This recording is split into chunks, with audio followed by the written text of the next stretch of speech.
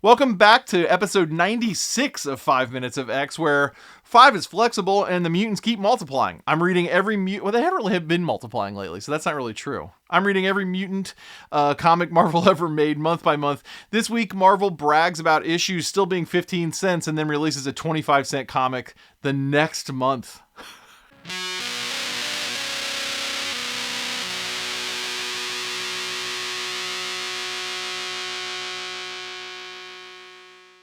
All right, we're going to cover 2 months of 1971 here in episode 96 of 5 Minutes of X. On July 13th, the Avengers number 92 was released and drawn by Sal Buscema. And then on August 10th, the Avengers number 93 went on sale. It was drawn by Neil Adams. Kind of cool, they're going back and forth here. Super happy to see his work again, especially on the Avengers. Both of these books were written by Roy Thomas.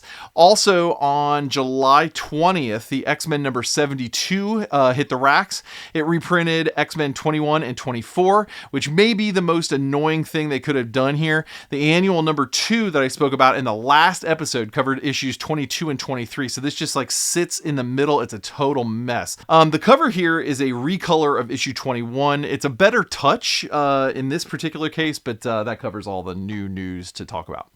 The cover of Avengers 92 tells a very different story than my review of Avengers 91. In the last issue, I was talking about Vision, Wanda, and Quicksilver being awesome and Goliath also being there. But this one starts with them being kicked out of the team. Cap, Thor, and Iron Man. Let's see how we get into that tragedy. We splash with Wanda wanting to go out and touch grass, and Vision and Pietro deciding to just stay in for the night. As she leaves, though, Jarvis Kramers his way in to show the team a paper with a headline that one of the Bro-Magnons from the previous issue told the press of the events of that issue. They turn on the TV and see this spoil sport dude here, H. Warren Craddock, speaking to the press about his newly minted Alien Activities Commission. He's rather not happy that the Avengers were aiding and abetting an alien, Captain Marvel, over the last few issues, and this dude has a list of alien spies, 153 people long. Marvel wants to turn himself in to save the Avengers, and there is some conversation about how they should react to this news. But before any real decision can be made, a bunch of rioters appear outside Avengers HQ, and a helicopter containing Carol Danvers crashes on the roof. We get a little letdown between Vision and Wanda, as she's worried for him and his health, and he blows her off, which pisses off Pietro. We don't have time to dig deeper into this, though. We'll actually touch on it later. As the Howling Commandos, a group of fighters that once fought alongside Captain America, are also flying around the mansion in these old jets. Jeez, there's a lot going on. Carol Danvers is there to help Marvel, and it's decided that Carol and Marvel will take a Quinjet into space or back to her place or whatever, I don't know. But they're going to join the Kree-Skrull War, while the Earthbound Avengers will try to deal with the fallout of the alien revelation. Rick Jones has a little breakdown about who the heroes are in this modern era, and the Avengers step out of the mansion to confront their detractors. They head straight for court, where the Fantastic Four are sitting for the prosecution. I feel like we missed some steps here, but I guess boys in the 1970s didn't want to read about legal logistics. We get some courtroom drama, and the Avengers are let free to return to HQ until the next day. The mansion, though, when they return, is trashed inside and out, and Cap, Iron Man, and Thor show up to tell Wanda, Pietro, Vision, and Goliath that the Avengers are being disbanded forever.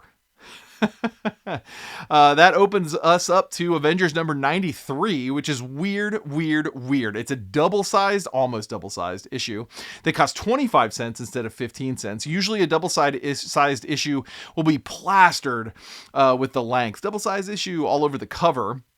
Nothing here, though. The character box is also missing from the cover. It's just weird.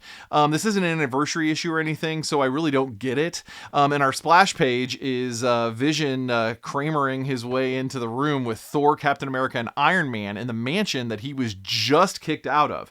It doesn't appear that there's been enough time for anything to have happened, but Viz just dies and lands on the floor. All original Avengers are called in, and the Ant-Man shows up. Dude, Pym just left the band like 2 issues ago, but he's here because Cap called for all original members to return. Super convenient he showed up, though. He's gonna magic school bus his way inside Vision's birdie for about 15 pages.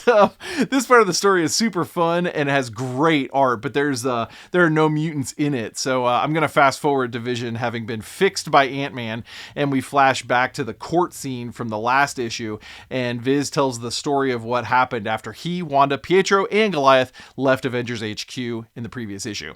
The 4 ex-Avengers are headed to a farm where Carol was going to take Mar-Vell, or maybe she did take Mar-Vell, we don't know, before they left for space. All 4 of them are in predictably bad moods and are bickering at each other, and Goliath separates himself from the other 3. Here we see a little bit of Pietro kind of being mad at Vision still by the way he reacted to Wanda being concerned for him.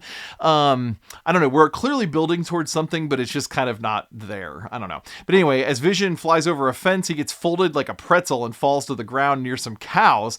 They then turn into the Fantastic Four. Remember, we just kicked off the Kree-Skrull War, and the Skrull are shapeshifters, so that kind of starts to explain that. Vision, Quicksilver, and Scarlet Witch get their asses kicked, and Vision sinks into the ground to escape. Kind of a cool scene there.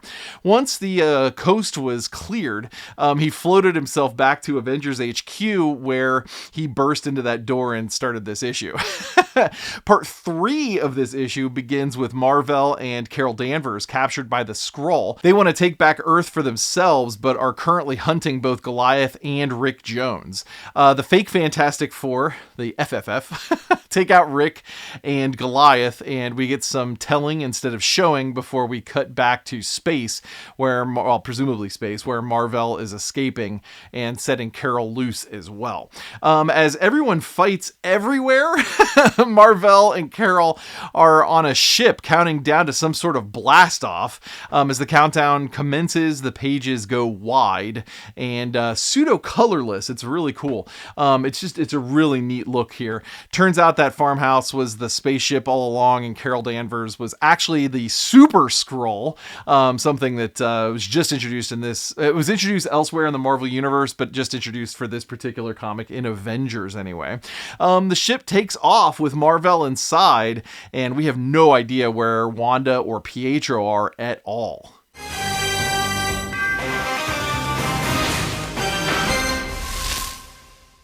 Avengers 92 is a lot of fun. It has a breakneck pace with a solid story path throughout. Art is great as well, but for some reason, I cannot for the life of me figure out why this issue was just completely forgettable. It doesn't do anything wrong, and like I said, the story is really good. It just didn't stick in my head. It could be because it was in the middle of a longer arc, but that also doesn't make sense. I don't know. This is a really good issue. I just wish it was more memorable for some reason. That could just be me.